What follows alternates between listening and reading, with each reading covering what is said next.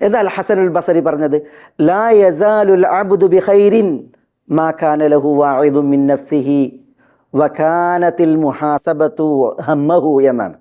ഒരു മനുഷ്യൻ നന്മയിലും അഭിവൃദ്ധിയിലുമാണ്. ലാ യസാലുൽ അബ്ദു ബിഖൈരിൻ എപ്പോൾ? മാ കാന ലഹു വാഇദുൻ മിൻ നഫ്സിഹി, അവൻ ആത്മവിചാരണ നടത്തുന്ന ഒരു പ്രേരകം, അവനെ വിചാരണ നടത്തുന്ന ഒരു പ്രേരകം അവനിൽ ഉള്ളിടത്തോളം കാലം, ഒരു വ്യക്തിയെ ആത്മവിചാരണ നടത്തുന്ന ഒരു ഉപദേശി അവനിൽ നിന്ന് അവനുള്ളിടത്തോളം കാലം ഒരു മനുഷ്യൻ ഓക്കെയാണ് എന്നുള്ളതാണ്, ഖൈറിലാണ്. വഖാനത്തിൽ മുഹാസബത്തു ഹമ്മഹു, ആത്മവിചാരണ ഒരു മനുഷ്യൻ്റെ മുഴുവിചാരമാണ് എങ്കിൽ അയാൾ നല്ല മനുഷ്യനാണ് എന്നാണ് ഇമാം അൽ ഹസനുൽ ബസരി പറയുന്നത്. എന്താ ഈ ആത്മവിചാരണ? ഒരു മനുഷ്യൻ തന്നെ വിചാരണ നടത്തുക എന്നുള്ളതാണ്. ഒരു ദിനം യാത്രയാകുമ്പോൾ ഈ പകലിൽ ഞാൻ എനിക്ക് വേണ്ടി എന്ത് ചെയ്തു, ഈ പകലിൽ ഞാൻ എനിക്കെതിരിൽ എന്ത് ചെയ്തു, വിചാരണയുടെ വേദിയിൽ എന്നെ വിചാരണ നടത്തുമ്പോൾ അവിടെ എനിക്ക് അനുകൂലമായി എന്താണ് ഞാൻ ചെയ്തത്, എനിക്ക് പ്രതികൂലമാകുന്ന എന്താണ് ഞാൻ ചെയ്തത്. ഇതാണ് ഒരു മനുഷ്യൻ വിചാരണ നടത്തേണ്ടത്.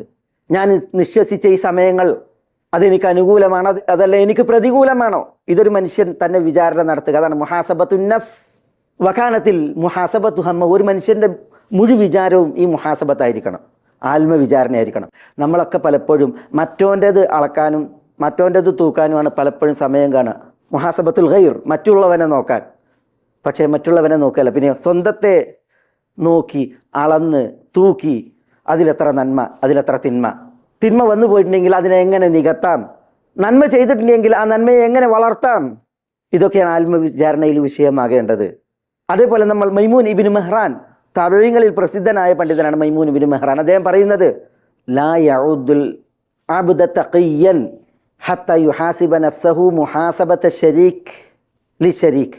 കൂറുകച്ചവടക്കാർ, ഒരു കൂറുകച്ചവടക്കാരൻ മറ്റൊരു കൂറുകച്ചവടക്കാരനെ വിചാരണ നടത്തുന്നത് പോലെ ഒരു വ്യക്തി സ്വന്തത്തെ വിചാരണ നടത്തുന്നവരെ അവൻ ഭക്തനല്ല, അവൻ തഖ്വയുള്ളവനല്ല എന്നാണ്.